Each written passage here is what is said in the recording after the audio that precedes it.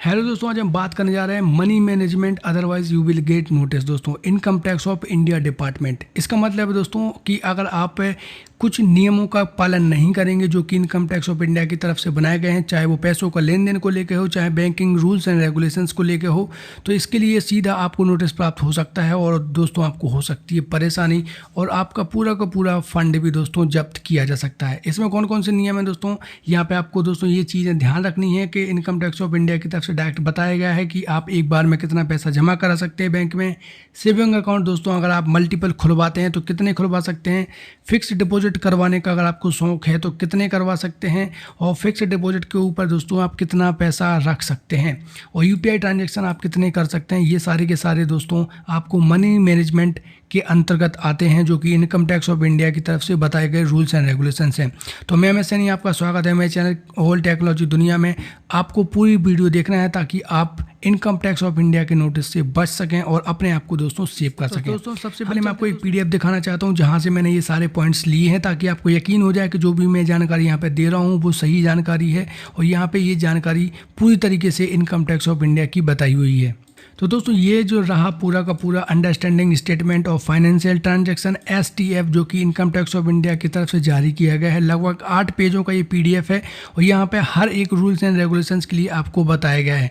इसी PDF को मैंने शॉर्ट समराइज करके आपके लिए वीडियो तैयार की है जिसमें मैं आपको एक एक जानकारी दूंगा इनकम टैक्स ऑफ इंडिया से बचने के लिए कि आप कैसे पूरी तरीके से सेफ बच सकते हैं बिना किसी दोस्तों परेशानी के। तो सबसे पहले दोस्तों यहाँ पे लिमिट सेट की गई है पैसों को जमा कराने और निकालने के ऊपर। तो ये जानकारी दोस्तों आपको होना चाहिए कि सेविंग अकाउंट में दोस्तों आप एक साल में 10 लाख से ज़्यादा जमा नहीं करवा सकते हैं। ये जानकारी आपको नहीं होगी तो अब मैं आपको बता देता हूँ कि अगर आपको पैसे जमा करवाने का शौक है तो आप 10 लाख से ज़्यादा सेविंग अकाउंट में जमा नहीं करवा सकते हैं। इसके साथ ही दोस्तों ना ही आप 10 लाख से ज़्यादा एक साल में निकाल सकते हैं। अगर दोस्तों आपको सिंगल ट्रांजैक्शन भी करना है तो 2 लाख से ज़्यादा आप ना तो जमा करा सकते हैं ना निकाल सकते हैं। अगर आपको निकालना है तो इसके लिए दोस्तों आपको एक वैलिड ID प्रूफ देना होगा बैंक को, और आपको पता ही होगा कि जब भी आप इससे बड़ी अमाउंट निकलवाने के लिए जाते हैं तो बैंक आपसे आधार कार्ड और पैन कार्ड की डिमांड जरूर करता है। बिना इसके ये ट्रांजेक्शन आपको करने की मनाही होती है, भले ही चाहे पैसे आपके ही दोस्तों क्यों ना हो। पैसे जमा पूरे नहीं करवा सकता हूँ कितने, तो बिल्कुल दोस्तों ऐसा इसका मतलब ये नहीं है कि आप 10 लाख से ज़्यादा पैसे जमा नहीं करा सकते हैं, लेकिन आपको उन पैसों का हिसाब किताब रखना है। अगर आपके पास उन पैसों का हिसाब किताब नहीं होगा और जब भी आपसे पूछा जाता है नोटिस के द्वारा या किसी भी अन्य जानकारी के तहत, तो अगर आपके पास जवाब नहीं होगा तो आप परेशानी में दोस्तों फंस सकते हैं। अब कई लोगों का क्वेश्चन होता है तो वो क्वेश्चन भी आप समझ लीजिए कि क्योंकि कई लोग ऐसे हैं जो कि अभी भी हमारे देश में थोड़े थोड़े पैसे जोड़ते हैं, और मैंने ऊपर एक लाइन बोल दी 10 लाख से ज़्यादा आप जमा नहीं करा सकते ना निकाल सकते हैं, तो हो सकता है वो टेंशन में आ गए होंगे। तो यहाँ पे एक उदाहरण के जरिए हम समझेंगे दोस्तों कि अगर आपने एक साल में 2 लाख रुपए जमा किए, ऐसे दोस्तों आप 12 सालों में 2 लाख रुपए करके 24 लाख रुपए जमा कराते हैं। इसमें इंटरेस्ट भी आपको दोस्तों मिलता है, तो इंटरेस्ट शायद अगर आपका मिला दिया जाए तो 12 सालों का हिसाब किताब अगर देखा जाए तो लगभग 26 लाख के आसपास आपका इंटरेस्ट शायद ये हो जाएगा। तो यहाँ पे क्या आपको नोटिस प्राप्त हो सकता है इनकम टैक्स ऑफ इंडिया का? तो मेरा जवाब होगा बिल्कुल नहीं दोस्तों, आपको नोटिस यहाँ पे प्राप्त नहीं होगा, क्योंकि यहाँ पे दोस्तों आपने कोई भी ये जो भी इनकम टैक्स ऑफ इंडिया के रूल्स हैं उनका उल्लंघन नहीं किया है, बल्कि दोस्तों ये पैसे आपके ही हैं। आपने इन पैसों को थोड़ा थोड़ा करके जोड़ा है, ना कि आपने इन ट्रांजैक्शन को सीधा एक बार में कंप्लीट किया है। इसलिए आपको यहाँ पे किसी भी प्रकार की प्रॉब्लम नहीं आएगी। आप ऐसे ऐसे करके आप कितने भी पैसे जमा एक बार में कर सकते हैं। हम चलते हैं सीधा दूसरी जानकारी के ऊपर कि यहाँ पे क्या होता है। मान लीजिए अगर आपने 10 लाख रुपए जमा करा दिए एक बार में, तो यहाँ पे आपको जो भी नोटिस प्राप्त होगा वो कब तक आपके पास पहुँचाया जा सकता है। तो यहाँ पे इनकम टैक्स ऑफ इंडिया की साइट पर बताया गया है कि हम आपसे 8 सालों का हिसाब किताब किसी भी ट्रांजैक्शन का मांग सकते हैं, और आपको उन पैसों का हिसाब किताब रखना है और आपके पास उसकी जानकारी होनी चाहिए, अदरवाइज आपके लिए प्रॉब्लम खड़ी हो सकती है। तो 8 सालों के अंदर भी आपसे ये जानकारी मांगी जा सकती है, तो आपको एकदम साफ सुथरा काम करना है। कई बार क्या होता है दोस्तों, आप सोच रहे होंगे मैं तो कभी इनकम टैक्स इंडिया के लफड़े में पड़ते नहीं हूँ तो आपको क्या ही प्रॉब्लम होगी, लेकिन कई बार क्या होता है दोस्तों कि बोलते हैं ना कि ऊँट पे बैठे आदमी को भी कुत्ता काट लेता है, ठीक इसी प्रकार की ये कहानी है दोस्तों कि किसी को भी चपेट में आ सकते हैं। तो आप अपने ट्रांजैक्शन को बिल्कुल साफ रखें। इसके साथ दोस्तों मान लीजिए अगर आपको नोटिस प्राप्त हो जाता है कि आपने जो भी लिमिट है वो एक्सटेंड कर दी है या एक्सटीड कर दी है, तो उस सिलसिले में आप क्या करेंगे दोस्तों, उसमें आपको दोस्तों क्या करना है, आपको जो भी ट्रांजैक्शन है या तो आपके पास वैलिड जानकारी है तो आप उनको दे दीजिए। अगर आपके पास वैलिड जानकारी नहीं है उस ट्रांजैक्शन से संबंधित तो आपके ऊपर हैवी पेनल्टीज लगाई जा सकती हैं, जो कि 100% आपकी इनकम हो सकती है और जो भी आपकी राशि है वो 100% तक का भुगतान हो सकता है और आपको दोस्तों कुछ सालों की सजा भी हो सकती है। तो ये जानकारी आपको ज़रूर होना चाहिए। हम चलते हैं अगली जानकारी ऊपर कि बहुत सारे लोग पूछते हैं कि सर सेविंग अकाउंट कितने एक बार में खुलवाए जा सकते हैं या मैं कितने सेविंग अकाउंट खोल सकता हूं।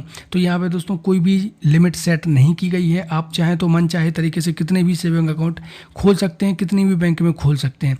बस यहाँ पे दोस्तों यहाँ पे कुछ बैंकों के लॉस एंड प्रॉफिट जरूर होते हैं जो आपको दोस्तों पता होने चाहिए कि कौन कौन से ऐसे प्रोज एंड कॉन्स हैं जो कि सेविंग अकाउंट में आपको ध्यान देने वाली बात होती है। इसलिए हम यहाँ पे प्रोज की बात करेंगे तो सर्वर प्रॉब्लम, अगर आपके पास मान लीजिए बहुत सारे बैंक अकाउंट है, 2 या 3 बैंक अकाउंट हैं, तो यहाँ पे अगर आप मान लीजिए किसी भी एक्स बैंक में अगर आपका सर्वर डाउन चला जाता है तो आपके पास जो ऑलरेडी 2 अकाउंट अभी भी सेफ बच रहे हैं आप उनका यूज कर सकते हैं। तो ये सबसे बड़ा लाभ है आपके पास मल्टीपल अकाउंट होने का।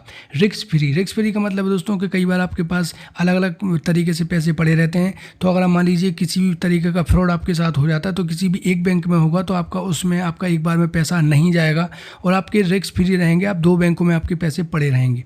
ऑफर यहाँ पे ऑफर का मतलब है दोस्तों कि जब भी आपको पता होगा कि आपके बैंक में, अगर आप बैंक ऑफ बड़ौदा में आपका अकाउंट है, बैंक ऑफ इंडिया में है या पे स्टेट बैंक ऑफ इंडिया में है, तो यहाँ पे ये बैंक समय समय पर ऑफ़र भी निकालती रहती हैं जहाँ पे आप इनका लाभ ले सकते हैं अगर आपके पास मल्टीपल अकाउंट हैं। DICGC इसका मतलब है दोस्तों कि अगर आपको पता ही होगा कि कभी भी बैंक करप्ट हो सकती है या बंद हो सकती है, तो ऐसी स्थिति में क्या होता है दोस्तों कि अगर आपने पास मल्टीपल तरीके से अकाउंट है, आपके पास 2 या 3 अकाउंट हैं, तो आपको पता है कि बैंक आपको मिनिमम और मैक्सिमम तरीके से 5 लाख तक ही रिटर्न कर सकती है अगर बैंक किसी कारणवश बंद हो जाती है। हालांकि बैंक कभी भी बंद होती नहीं है, लेकिन कभी किसी कारणवश अगर बैंक बंद हो जाती है तो लगभग 5 लाख तक का ट्रांजैक्शन आपका सेफ रहता है और ये पैसे दोस्तों आपको दे दिए जाते हैं। ये DICGC का लाभ केवल आपको मल्टीपल बैंक में ही दिया जाता है। यहाँ पर दोस्तों कुछ कॉन्स की हम बात करेंगे कि हर सेविंग अकाउंट की कुछ लाभ भी हैं और हानियाँ भी हैं। तो यहाँ पे दोस्तों मैंने नो लिख दिया, आप इसको नज़रअंदाज कीजिएगा। मेंटेनेंस ऑफ मनी, दोस्तों कई बार क्या होता है बैंक में आपको पैसों को मेंटेनेंस रखने की ज़रूरत होती है। अगर आप उस पैसों को मेंटेन नहीं करेंगे तो आपको दोस्तों यहाँ पे चार्ज देने पड़ सकते हैं। इसके साथ दोस्तों ATM चार्ज और अदर चार्ज लगते रहते हैं, तो आपके पास जितने भी मल्टीपल अकाउंट होंगे उतने चार्जेस आपको देने पड़ सकते हैं। तो यहाँ पर 2 कॉन्स भी हैं इसके, आपको इस चीज़ को दोस्तों विशेष तौर पर ध्यान रखना है। हम चलते हैं अगले टॉपिक के ऊपर। यहाँ पर मैं बताऊँगा कि अगर आपके पास फिक्स्ड डिपॉजिट करवाने का अगर आपको शौक है तो आप कितनी फिक्स्ड डिपॉजिट करवा सकते हैं। तो दोस्तों यहाँ पे फिक्स्ड डिपॉजिट को लेकर भी कोई भी इन्फॉर्मेशन नहीं बताई गई है। आप किसी भी बैंक में कितनी भी फिक्स्ड डिपॉजिट करवा सकते हैं, बस आपको 1 साल में 10 लाख से ज़्यादा की FD नहीं करवानी है। इसके साथ दोस्तों जो भी आपकी FD है, चाहे वो सिंगल FD हो चाहे मल्टीपल FD हो, अगर उनका इंटरेस्ट रेट 10,000 से ज़्यादा है तब तो आपको कोई भी दिक्कत नहीं है, क्योंकि 10,000 तक का ही आप 1 साल में उसका इंटरेस्ट खा सकते हैं या कमा सकते हैं। लेकिन अगर वो इंटरेस्ट रेट दोस्तों ज़्यादा हो जाता है तो 10% आपसे बैंक TDS के तौर पर काट लेती है। लेकिन आपका ध्यान दोस्तों इस TDS की तरफ नहीं जाता है, क्योंकि आप कभी भी गौर से उनको देखते ही नहीं है, ना आप उस पर ध्यान देते हैं। तो जो TDS यहाँ पे आपके द्वारा बैंक के द्वारा काटा जाता है वो आपको वापस कर दिया जाता है। तो यहाँ पे दोस्तों मान लीजिए कि अगर आपने 1 साल में 20,000 रुपये का आपको यहाँ पे ब्याज मिलता है, जो कि 10,000 तक लिमिट है, लेकिन आपको 20,000 रुपये का अगर इंटरेस्ट रेट मिलता है तो यहाँ पे दोस्तों 10% उसका TDS काट लिया जाएगा। तो 20,000 रुपये का 10% दोस्तों क्या होता है, 2,000 रुपये आपका TDS काट लिया जाएगा और 18,000 रुपये आपके अकाउंट में ऐड कर लिए जाएंगे। तो जो भी यहाँ पे 2,000 रुपये आपका जो TDS दोस्तों काटा गया है, उस TDS को आप दोस्तों क्या कर सकते हैं, इनकम टैक्स ऑफ इंडिया का जब भी आप रिटर्न फाइल करते हैं तो आप उसमें आप इसको जोड़ सकते हैं और अपने पैसों को रिवर्ट कर सकते हैं। जो भी TDS आपका कटा होगा ITR फाइल करने के बाद उस TDS का अमाउंट आपके अकाउंट में सीधा जोड़ दिया जाता है, क्योंकि बैंक उन पैसों को नहीं रखती है, वो आपको ही पैसे वापस कर देती है। यहाँ पे हम दोस्तों बात करें अगली जानकारी के लिए, तो यहाँ पे मैं आपको बताऊंगा कि बहुत सारे लोग जो दोस्तों क्रेडिट कार्ड को ऐसे ही समझते रहते हैं कि कितने भी खर्च करो, कितने भी कुछ भी करो, कोई भी दिक्कत नहीं होने वाली। तो ऐसा नहीं है दोस्तों, आपके क्रेडिट कार्ड के ऊपर भी इनकम टैक्स ऑफ इंडिया की डायरेक्ट नज़र होती है, जो आपके लिए प्रॉब्लम खड़ी कर सकती है। यहाँ पे आपको बताया गया है कि आपको 1 साल में क्रेडिट कार्ड का जो है वो डायरेक्ट बिल 1 लाख से ज़्यादा का नहीं भरना है। आपको ये चीज़ ध्यान रखना है, क्योंकि आप मल्टीपल तरीके से अगर ऐसा करते हैं तो इसमें आपको दोस्तों इनकम टैक्स ऑफ इंडिया की तरफ से नोटिस प्राप्त हो सकता है। कैश की बात हो रही है दोस्तों, यहाँ पे अब मैं बात कर रहा हूँ ऑनलाइन तरीके से। मान लीजिए दोस्तों आपको ऑनलाइन शॉपिंग करने का शौक है क्रेडिट कार्ड के द्वारा, या फिर ऑनलाइन किसी और तरीके से आप शॉपिंग करते हैं या कुछ भी काम करते हैं ऑनलाइन, तो यहाँ पे आप अगर क्रेडिट कार्ड से भुगतान करते हैं तो मैक्सिमम दोस्तों 10 लाख तक ही आप उसका भुगतान कर सकते हैं। आपको क्रेडिट कार्ड की जो 10 लाख की लिमिट है उसको क्रॉस नहीं करना है। जैसे ही आप उसकी लिमिट को क्रॉस करते हैं तो ऐसी स्थिति में बैंक या फिर इनकम टैक्स ऑफ इंडिया आपसे उसकी जानकारी पूछ सकती है, तो आपको दोस्तों उसका भी हिसाब किताब रखना होता है। हम चलते हैं दोस्तों अगली जानकारी के लिए। यहाँ पे मैं आपको बताऊंगा कि how to use UPI transaction. अब आपको पता है कि आपकी यूपीआई ट्रांजैक्शंस के ऊपर भी इनकम टैक्स ऑफ इंडिया की नज़र होती है, क्योंकि पैसे का लेन देन है, तो जहाँ कहीं भी पैसे का लेन देन होगा तो यहाँ पे इनकम टैक्स ऑफ इंडिया आपके ऊपर सीधा नज़र बना के रखती है। तो यहाँ पे बताया गया है कि अगर आप बिजनेसमैन हैं और अगर आपके पास सेविंग अकाउंट है तो उसमें आप 10,000 रुपये से ज़्यादा एक्सेप्ट नहीं कर सकते हैं एक दिन में। इसकी लिमिट ही इतनी है। अगर आप इससे ज़्यादा अगर आप करते हैं तो इनकम टैक्स ऑफ इंडिया की नज़र आपके ऊपर पड़ती है, तो आपके लिए प्रॉब्लम खड़ी हो सकती है। और आपको एक और बात याद रखना है दोस्तों कि अगर आपने सेविंग अकाउंट में इतने सारे ट्रांजेक्शन्स कर रहे हैं तो आपके लिए प्रॉब्लम खड़ी हो सकती है। आपको बिजनेस में आपको सीधा करंट अकाउंट ओपन करवा लेना है। अगर आप करंट अकाउंट ओपन नहीं करवाते हैं तो इसके ऊपर दोस्तों इनकम टैक्स ऑफ इंडिया आपके ऊपर कभी भी नोटिस भेज सकती है और पेनाल्टी आपके ऊपर लगाई जा सकती है, क्योंकि जो भी करंट अकाउंट बनाया गया है वो बिजनेस पर्पस के लिए ही बनाया गया है। अगर आप सेविंग अकाउंट के ऊपर इतने ट्रांजेक्शन्स करते हैं और कभी आपको दिक्कत आ जाती है, या फिर आप मान लीजिए कई बार शॉपिंग करते रहते हैं अनलिमिटेड तरीके से और उसका हिसाब किताब आपके पास नहीं होगा, तो आपके लिए प्रॉब्लम खड़ी हो सकती है। इसलिए अगर आप बिजनेसमैन हैं तो सेविंग अकाउंट पे ट्रांजैक्शन मल्टीपल तरीके से ना ही करें, तो आपके लिए ज़्यादा अच्छा हो। इसके साथ ही दोस्तों हमारी जानकारी समाप्त होती है यहीं पर। Thanks for watching this video. अगर आपको इनकम टैक्स ऑफ इंडिया की तरफ से ये जानकारी जो पसंद आई होगी तो चैनल को सब्सक्राइब करना, वीडियो को लाइक करना ना भूलें।